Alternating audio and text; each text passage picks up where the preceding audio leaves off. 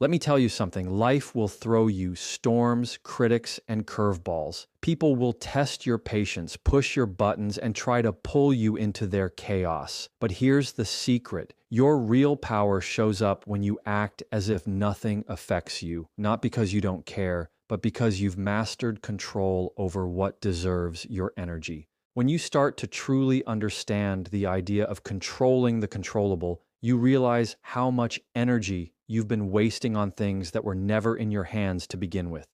Most people go through life reacting to every little inconvenience, every rude comment, every unexpected change in plans, as if they have to win some invisible battle against the world. But the truth is, the world isn't sitting around plotting against you. Life just happens, and the faster you learn to separate what you can influence from what you can't, the lighter your load becomes. This isn't about pretending problems don't exist. It's about being wise enough to direct your effort only toward the parts you can change and letting the rest pass by without dragging you down. Think about how much time we spend arguing with traffic in our heads, getting worked up over the weather, or letting someone's bad mood poison ours. None of those are under our control. You can't move the cars in front of you, you can't push the sun through the clouds, and you can't flip a switch that changes someone else's attitude.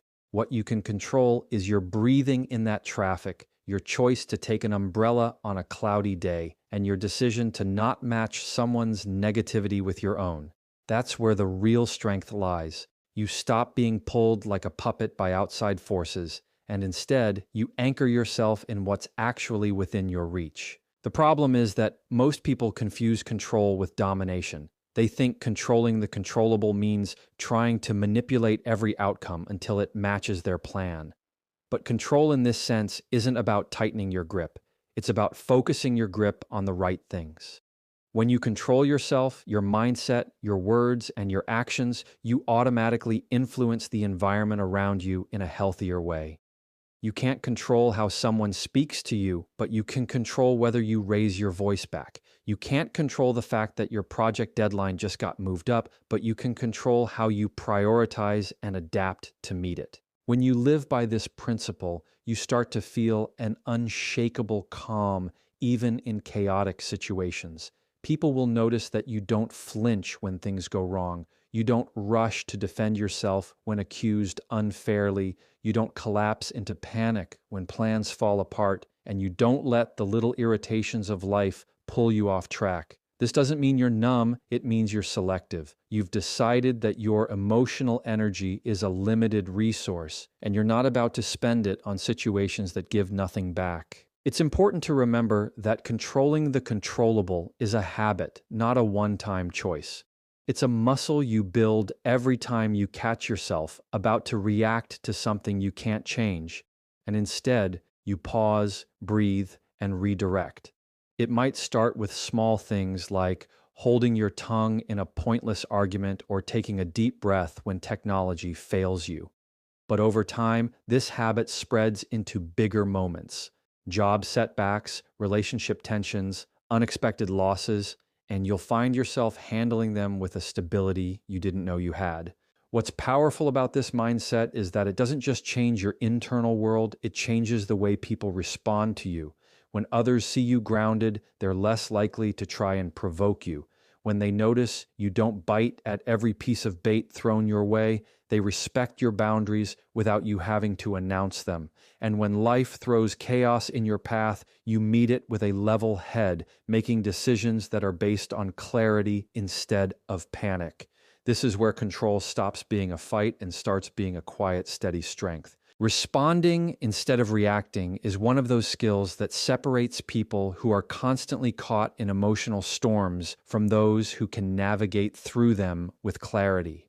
A reaction is immediate, raw, and usually fueled by whatever emotion is running the strongest in the moment. It's like throwing a match into dry grass without even thinking if you want a fire. A response, on the other hand, is deliberate. It's a choice you make after processing the situation, after weighing the consequences, and after deciding whether your words or actions will actually serve a purpose.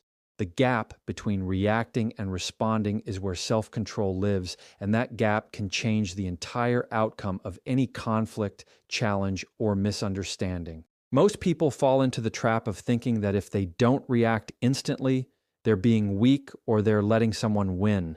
But slowing down isn't losing, it's strategizing. When you take that pause, even if it's just a few seconds, you give yourself time to see the bigger picture instead of getting trapped in the moment. You get to ask yourself whether your response is going to add fuel to the fire or start cooling things down. In that short pause, you decide whether the situation even deserves your voice at all. Sometimes the strongest response you can give is silence. When you react, you hand over control to the other person or to the circumstance. You let the situation dictate your behavior instead of letting your values and your logic guide it. But when you respond, you set the tone. You choose the direction. You keep your dignity intact, and you prevent yourself from creating a mess you'll have to clean up later. This doesn't mean you suppress your feelings. It means you let your feelings inform your response instead of dictate it. Imagine being in a heated conversation where someone throws an insult at you. A reaction might be to fire one right back, matching their energy and escalating the conflict. A response might be to take a breath, acknowledge the tension, and calmly redirect the conversation or even walk away entirely. The first option leaves both of you more entrenched in hostility. The second preserves your self-respect and keeps the door open for a more constructive interaction later. One path burns bridges, the other preserves them, even if you never choose to cross them again. This approach applies not just in conflicts, but in all areas of life. In work, reacting to sudden changes in plans with frustration can damage relationships and credibility, while responding with a level head can position you as a problem solver. In relationships, reacting to a misunderstanding with defensiveness can close off communication, while responding with curiosity can lead to deeper understanding.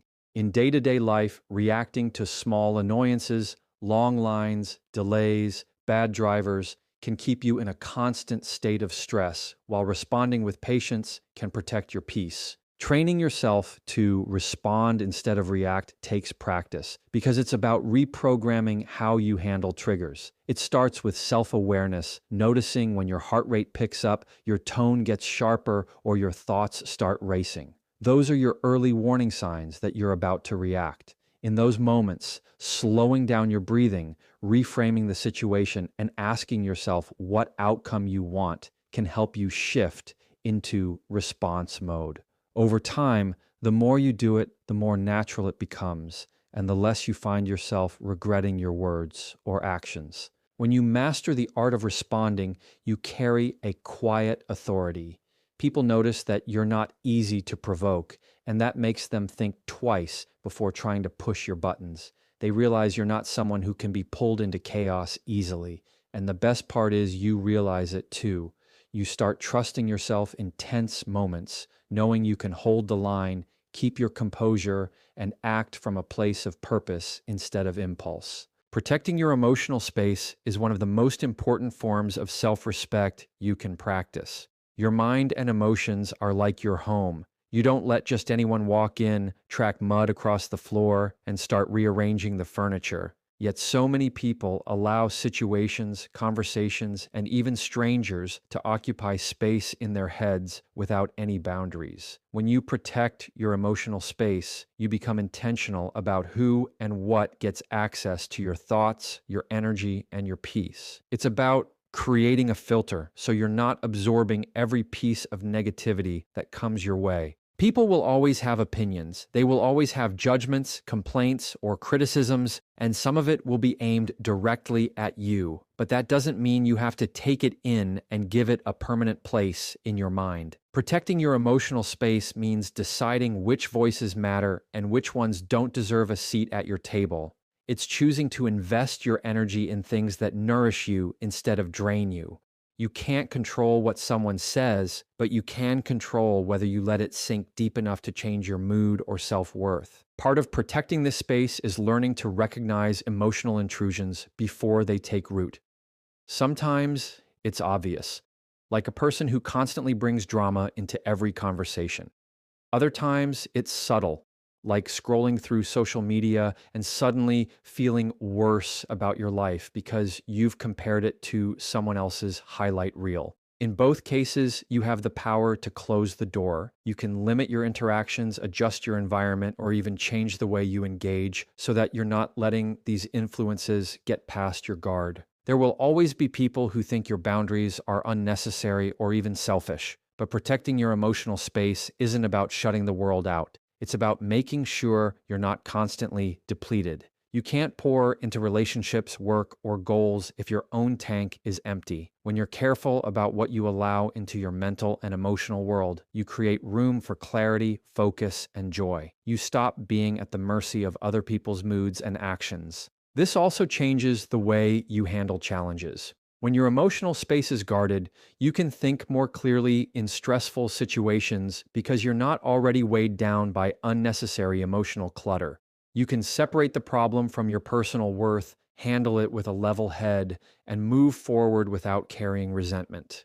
Protecting this space doesn't mean you won't face hard moments. It means you won't let those moments take more from you than they should. Over time, people begin to notice that you don't get pulled into every argument or every emotional mess. They see that you can listen without absorbing and that you can care without carrying the weight of everyone else's problems. That kind of steadiness comes from keeping your emotional space guarded so that when life does demand your strength, you're ready to give it without being drained by things that never deserved your attention in the first place. Mastering your facial expressions is one of the most underrated skills in holding your ground and keeping control in any situation. Your face is the first thing people read before you even speak, and it can reveal far more than you intend. A raised eyebrow, a tightened jaw, or a quick flash of irritation can give away your emotional state instantly. When you learn to manage what your face is communicating, you hold on to an invisible kind of power. You decide what others see and what they don't. In high-pressure moments, people often react with their expressions before their words even form. That's why mastering this skill is less about faking an emotion and more about maintaining composure. A calm, neutral expression can give you time to think, keep others guessing, and prevent a situation from escalating. If someone tries to provoke you and all they get is a steady, unreadable look, they lose the upper hand. They can't feed off your reaction if your face doesn't give them anything to work with. This isn't about becoming cold or emotionless. It's about controlling the timing and delivery of what you reveal. In tense situations, a quick flash of anger can escalate things before you've even said a word. In negotiations, a sudden look of surprise can give away that someone just hit a nerve. By mastering your expressions, you keep the focus on the facts instead of your feelings, and you create space for yourself to respond rather than react. To master this, you have to start paying attention to your natural tendencies. Notice what happens to your expression when you're annoyed, when you're surprised, or when you're impatient. Most of the time, these shifts happen without you realizing it, but they're instantly visible to others. By building awareness, you can start practicing control. That might mean softening your gaze when someone says something frustrating or keeping your lips relaxed instead of pursed when you're deep in thought. In moments where emotions run high, your expression can act as a shield. Staying composed while someone is venting or criticizing you doesn't mean you agree with them. It means you're not giving them an easy way to pull you into their emotional chaos. The less information your face gives away, the more freedom you have to decide your next move on your own terms. It's like keeping your cards close to your chest. You don't reveal them until you're ready. Over time, people will notice that you're hard to read in moments where others would crack. They won't know if their comment got to you, they won't see frustration break through your calm, and they won't find obvious tells to use against you. That steady, composed presence will make you appear more confident, more thoughtful, and more in control. And in a world where so many people give away their power through their expressions, being able to master yours is a quiet advantage that speaks volumes without saying a single word. Over time, this discipline builds a stronger sense of self-control. You become more selective about where you invest your emotions, and that makes you harder to provoke. People who try to bait you into unnecessary conflict will find it frustrating when you don't take the hook. You stop being predictable because you're not reacting to every challenge thrown your way. Instead, you're measuring each situation, deciding whether it's worth your energy, and moving with intention. The more you practice this, the more your life shifts away from constant conflict and toward meaningful engagement. You start spending less time in unnecessary arguments and more time on things that actually move you forward. You gain a reputation for being calm under pressure, not because you never face challenges, but because you know which ones deserve your effort and which ones don't. That ability to choose your battles wisely becomes a quiet strength that allows you to hold on to your energy, your focus, and your peace in a world that's always trying to pull you into the fight.